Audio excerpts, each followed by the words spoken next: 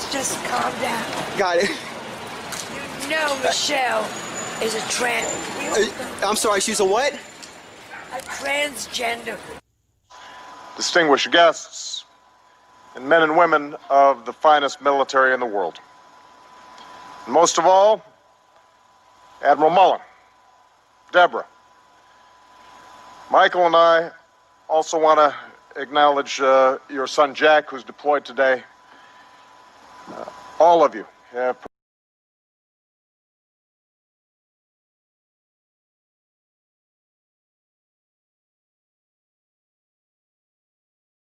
You know, I was just struck just as preparing for this a few days ago, you know, for our former First Lady, Michelle Obama, talked about the fact that her daughters had been conceived through IVF. I know, Very that's important. amazing. And, you know, in the timing of this and this movie, I mean, you know, I think some people have pointed out that, you know, we don't see a lot of movies about couples going through this, families going through this kind of experience.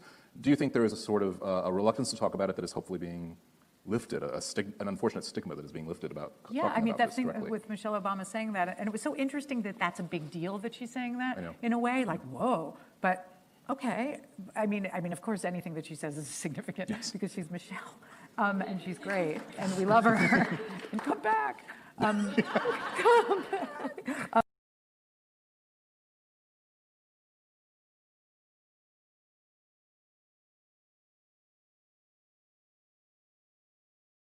Former First Lady Michelle Obama is not holding back in her new memoir. No, she reveals her struggles with fertility and her no-holds-barred opinion of the U.S. president. CTV's Sarada Allman joins us in the studio with that. Sarada. Yeah, Ken and Michelle revealing, trailblazing, honest, words that some have used to describe Michelle Obama's new memoir, where she talks about everything from meeting Barack Obama to life in the White House and personal and family struggles. She also gets pretty candid about her thoughts on Donald Trump. Michelle Obama says she felt lost and alone after having a miscarriage 20 years ago. I felt like I failed because I didn't know how common miscarriages were, because we don't talk about it. We sit in our own pain.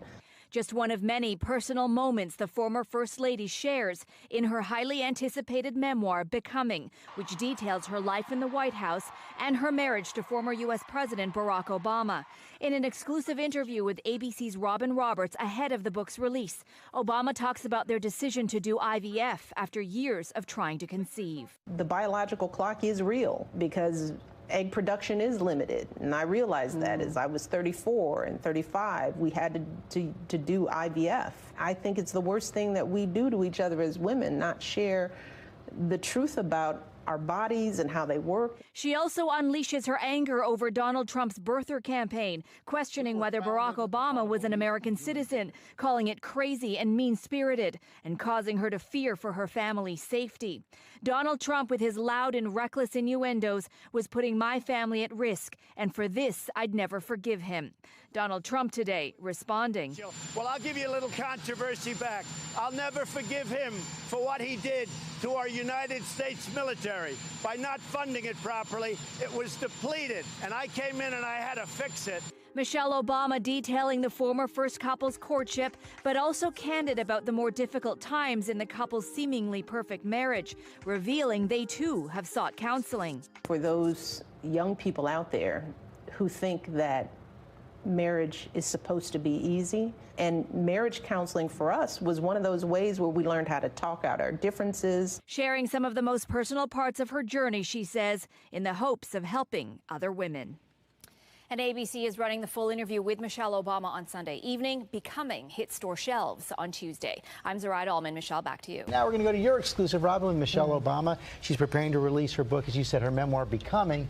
And boy, in the book and also in this interview with you, she really digs deep. She is extremely revealing. She does not hold back. She's been in the public eye for more than a decade and very open, honest. Now she's sharing personal stories about everything from her struggles to getting pregnant to how she and her husband worked through challenges in their marriage.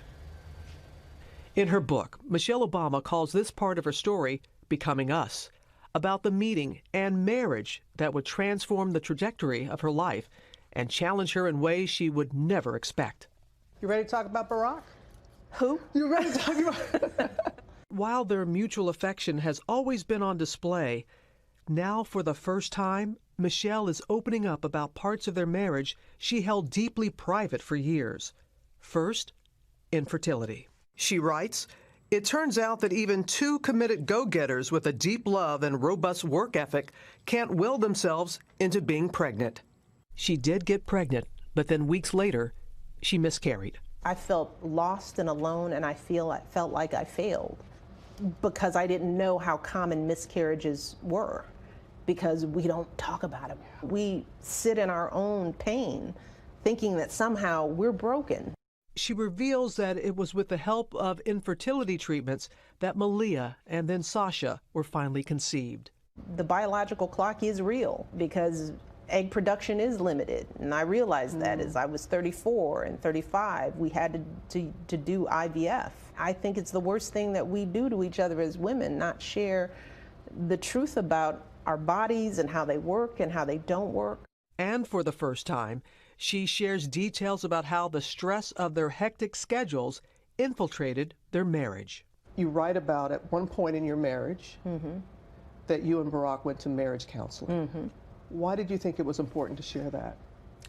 For those young people out there who think that marriage is supposed to be easy, and marriage counseling for us was one of those ways where we learned how to talk out our differences. What I learned about myself was that my happiness was up to me, and I started working out more. I started asking for help, not just from him, but from other people. I stopped feeling guilty. It's important for me to take care of myself. That's not on Barack. I know too many young couples who struggle and think that somehow there's something wrong with them. And I want them to know that Michelle and Barack Obama, who have a phenomenal marriage and who love each other, we work on our marriage and we get help with our marriage when we need it. Wow. Again, she was very insightful, very revealing, sharing stories that she has never done before. And it wasn't just limited to that. It can't be easy to talk about marriage counseling there. No, and I asked her, like, why did she want to do that? And you heard what she said, because she really feels, because you see her now, dancing and happy and the kids and all that. And she said it's so important. And she feels that, our stories, all of our stories, unite us, and it's very important to be open and to let people in and to see what their lives are really like. But you've interviewed her quite a few times over the years. Is there a change since she's left the White House 2 years ago? No. Well, there is a change, because now she was Mrs. Obama in the White House. She's Michelle again, now that she's not in the White House and able to freely express herself. But the thing that has always remained the same about her, and we're going to show you something, she surprised her old high school. She went to a dance class there. They weren't expecting her. They didn't know. They thought the cameras were there because we were filming something else. She walked in, and they absolutely erupted in seeing her.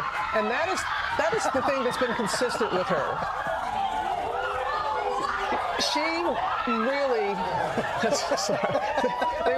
they went on for quite some time, but she really wants to have an impact in young people's lives. That's why a lot of her initiatives when she was First Lady were dealing with children and trying to do away with childhood obesity and such. But it was totally unscripted that she was there. It was only supposed to get in and out. She spent an excessive amount of time, and the way the young people responded to her. And she said, you don't have to be in politics to be of service to others. And she does touch upon politics in the book. She's been staying out of the political fray, but in the book she has some words for President Trump. I want to put up something on the screen right now. And of course, he was propagating the whole birther issue, and she wrote, what if someone with an unstable mind loaded a gun, drove to Washington?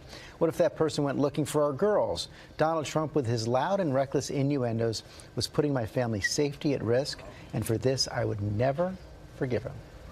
Because the rhetoric, because of the mistruths, because of the lies that he was saying about the birther situation, that was not true. She's a mama bear.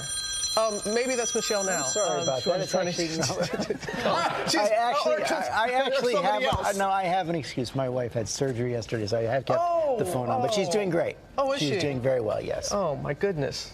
Okay. So don't make fun of me, right? No, really. Saved by the bell. Saved by the bell. But no, but Michelle Obama is a mama bear when it comes to her family, just like how you are. You have the phone on because you want to know if Allie's okay. She wants to know that her family is all right. And when then candidate President Donald Trump was saying those things. It's just that it's something that she cannot forgive. So, and I want to be very clear, and she is as well, that politics is nothing more than a chapter in her life story. It is not her life story. It is something that she touches upon, discussing about the optics being different at the inauguration in 2016. As opposed to the 2 inaugurations when she was there, and she speaks about that.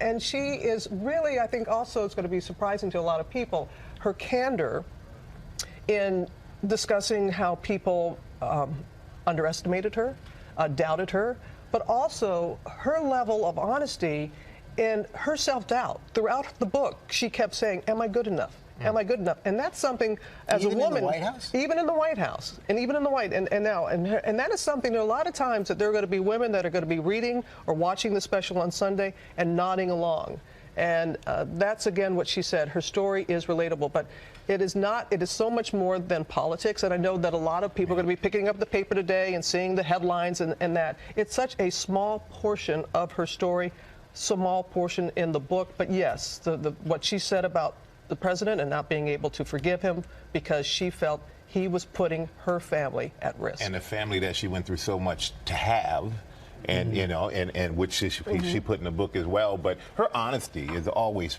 come through. I think that's why she's always been relatable. I think that's why the reaction that we saw those young ladies have is the reaction that pretty much everyone has when they see her. Yeah, and she's going to go on this book tour. In fact, we're going to have her live on the program on GMA on Tuesday, and then that night she's going to be with Oprah Winfrey in the United Center. 23,000. Forget about a bookstore. Not a bookstore, but she's also giving away 10% of all the seats on this tour. 10% going to high school students, other women's groups, and that, because she wants to make sure that everybody has a chance to hear her story. So Oprah's going to interview in one Sarah Jessica Parker, Reese Witherspoon. Reese Witherspoon, Phoebe Robinson, the list goes on, and the book is coming out on Tuesday. But she is really someone who I can't stress this enough, that she feels that our stories unite us, and that hers is the American story, and you'll see that when you read her book and you see the special tonight. Book is Sunday. Tuesday. The special is on Sunday night. Becoming Michelle, First Lady's Journey with Robin Roberts. That's Sunday at 8, 7 Central, right here on ABC. Now call Allie back, okay? Actually, that was her doctor. Okay.